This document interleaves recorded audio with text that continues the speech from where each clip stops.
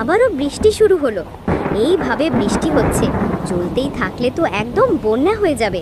একিমা, সব যদি ডুবে যায় তাহলে আমরা থাকবো কোথায়? সেটাই ভাবছি। এমনিতেই আমরা যেখানে থাকি সেটা নিচু জায়গা, কি হবে বুঝতে পারছি না। তাহলে কি ডুবে যাব আমরা? জানি না। আমি দেখ, তোর বাবা এখনো আসলো না, কত দেরি করছে আসতে। যাই, আমি রান্নাটা সেরে নিই। এই বলে তখনই মায়া রান্নাঘরে চলে গেল। তারপর কিছুক্ষণ পরেই তার স্বামী বাড়িতে আসলো। কই, কোথায় গেলে? আমার জামাটা দাও, ভিজে গিয়েছে পুরো। কি বৃষ্টি শুরু হলো যে?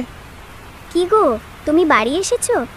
আমি তো ভাবলাম যে তুমি আর বাড়ি আসবে না, বাড়ির কথা ভুলেই গিয়েছো। কি যে বলো না তুমি।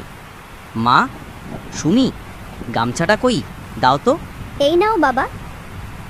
এ কি বাবা, এতগুলো গাছ কিসের জন্য এনেছো? কি হবে? হ্যাঁ মা, এইগুলো কাজে লাগবে। এই বৃষ্টির দিনে আমাদের অনেক উপকার আসবে, বুঝতে পেরেছো মা? এ কি কথা শোনালে বাবা? কলা গাছ আবার বাঁচাতে পারে কি করে? কিভাবে বাঁচাবে আমাদের কলা গাছ? মা, তুই হাসিস না। কখন কি লাগে সেটাও তো পড়াই সময় আসলেই বোঝা যাবে। ঠিক আছে? তোমাকে আর জ্ঞানের কথা বলতে হবে না, যাও। অনেকক্ষণ ধরে বিজি আছো, একটু রেস্ট নাও।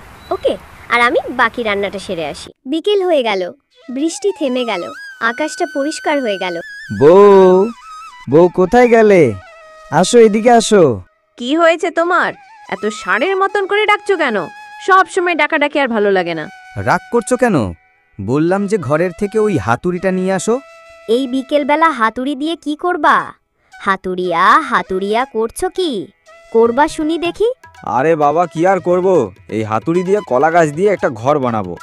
এখন তো বলা যায় না যে বর্ষা লেগেছে, কি হয় না হয় বুঝতে পারছি না। দেখো, এমন কোনো কাজ করো না যাতে গ্রামের লোক পাগল বলে। একেই তো তোমাকে পাগল বলে, ভেবে চিন্তে কাজ করবে। শোনো, গ্রামের লোক এমনি ওই এর পেছনে ওর পেছনে লেগে থাকে, ওদের কথায় কান দিতে গেলে হয় না। যাও, তোমাকে যা বললাম তাই নিয়ে আসো। হাতুড়িটা নিয়ে আসো তাড়াতাড়ি।